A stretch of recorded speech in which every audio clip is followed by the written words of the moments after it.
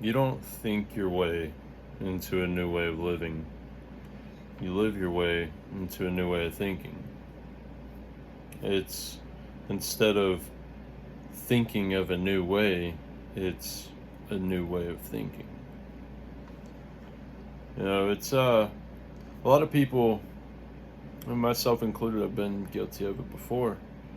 We look for comfort in balance. We use balance as a euphemism for uh, rest, self-care, or it's really it's for comfort. The cheat day, or your little celebrations, your rewards. You did so well. It's just you seeking comfort, looking for that moment where you can, indulge. But you get into a cycle, you get into a loop. And the results of the cheat day, they don't show up tomorrow. They show up next week.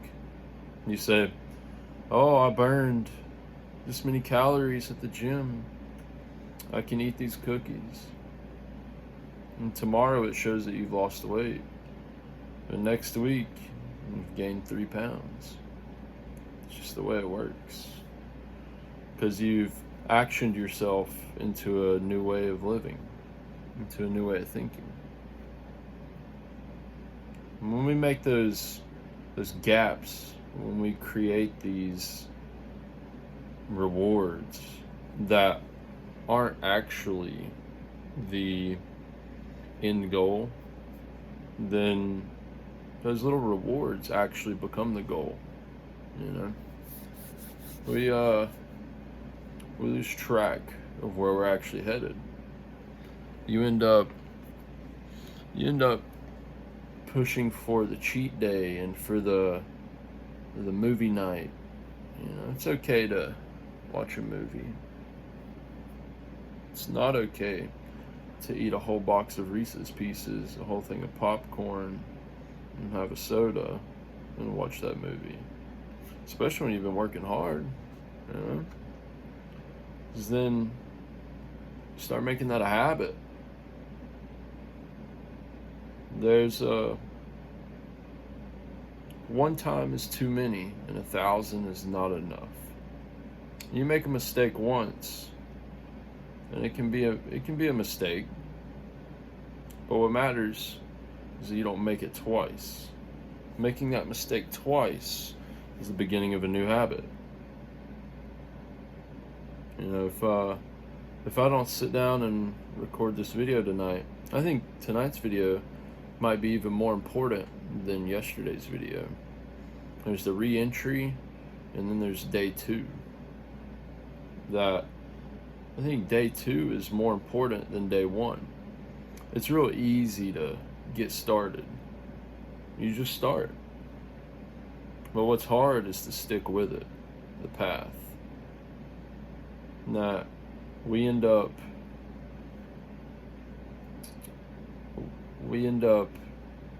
on a high from day 1. And it's real easy to be motivated and think that, oh, that was a great first day. And then because day 2 may not be as good as day 1, we don't show up in the same way that we did for day 1. If we showed up for day 2 in the same way we did for day 1, then day 2 will compound and can be even better. It is even better because it's a proof of habit and a proof of concept. You can go to the gym once and say, oh yeah, I go to the gym. And you get the payoff. And then you go home, you say, oh, I went to the gym yesterday. It's okay. I can go tomorrow. Well, now you've started a new habit. And giving yourself excuses. There is no excuses. There are only results.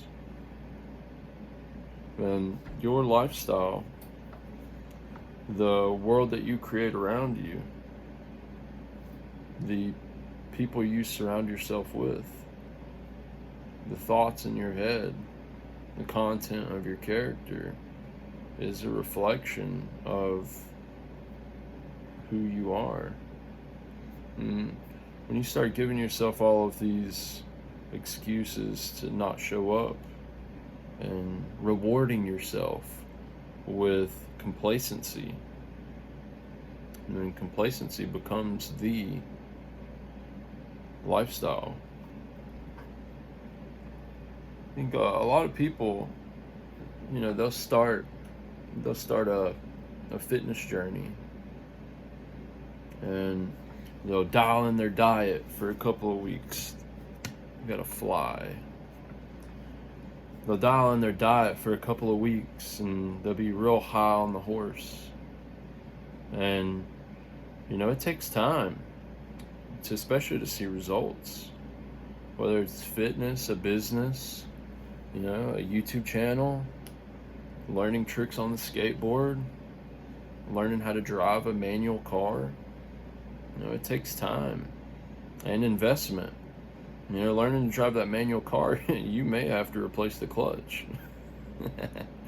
Right? And building the physique, you may become injured. Losing the weight, it may not all come off as quick as you think it does. From my understanding, as far as like building a physique, it takes 6 to 8 weeks for you to start noticing a difference in yourself. It takes others 3 to 6 months, and then it's undeniable after 2 years. That it's not something that just happens. But it's real easy to do the day one. Think about the New Year's resolution. It's exactly that. Everybody does their day one. They all get in there and they start doing whatever it is that they made their resolution about. How many people actually stick with their New Year's resolution? Probably less than 1%. I would say less than 0.5% actually stick with their New Year's resolution. Why do you think we have so many complainers in this world? So many people making excuses? Because they don't stick with anything. They're governed by the rule of another man. You never want to be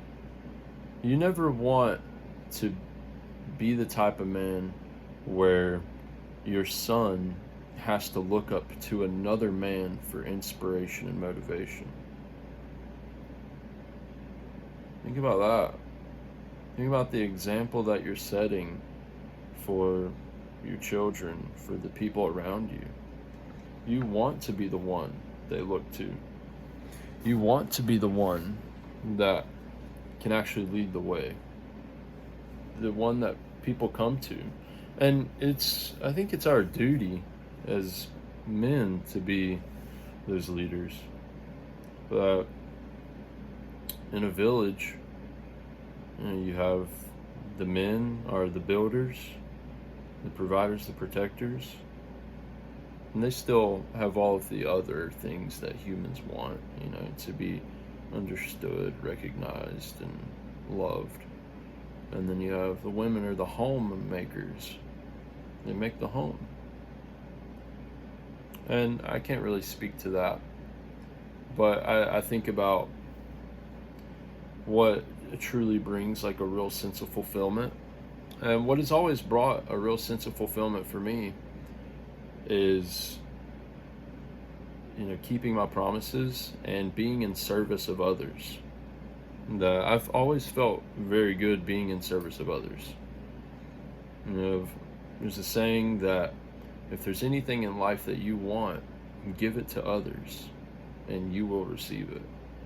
That if you want to be happy, show up and make someone else happy. And in a selfish way, it will make you happy.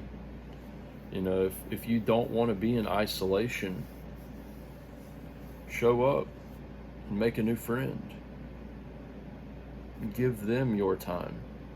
and you'll no longer be isolated.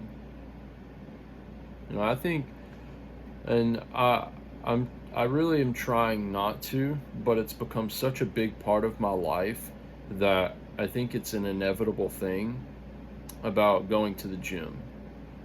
And I have many other projects that I'm working on, but I think, because going to the gym and health and fitness has become such a big part of my life, it's inevitable that certain parts of who I am change because of my commitment to that.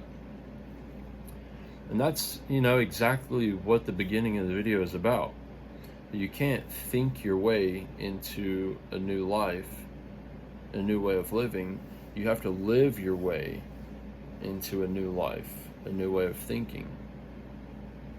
And because of the way I'm living, in the places that I'm applying myself, that my consciousness, my whole being is being shaped and molded by my action. In the same way, the world around you will be molded by your action or lack thereof. If you never take real action and make real change, that your life will be molded by circumstances out of your control because you didn't take the control. You will be governed by another man, by the law. There's a song by Lamb of God, Omerta. It starts out, "He who appeals to a law against his fellow man is either a fool or a coward. He who cannot live without this law is both. For a wounded man must say to his assailant, 'If I live, I will kill you. If I die, you are forgiven.' Such is the rule of honor." If you can't live without the law and the rule of another man, you're either a fool or a coward. Or no, you are. Sorry, I misquoted it. If you can't live without the rule or law, you're either a fool or a coward. You have no control. You have control over the food that you eat to an extent, but that's governed by the amount of money that you earn in trade of your time to another man. You have control over the content that you consume with your eyes and ears in the free time that you're given by another man. You lack complete control in any way, shape, or form, but you've created an illusion of control because you get to make choices. But those choices that you get to make are governed by another man based off of how much value that you generate for him rather than generating your own value. Talked about in the AI video that I think the world is going to kind of get shaped and regress in a way where you're either going to be a part of the machine being, technology and the robotics world, because you can't generate value on your own, or you're going to generate value and you'll be self-sustaining. You'll either be reliant upon the machine or you will be a machine in your own right. If you can't create real value, then you'll be reliant upon the system. And it's already kind of that way. And I think that's it's like a fundamental thing that happens in our societies. My sunburn has been itching so bad today. I was losing my mind earlier. But it's a fundamental rule that if you can't generate value, then you'll be dependent upon a system.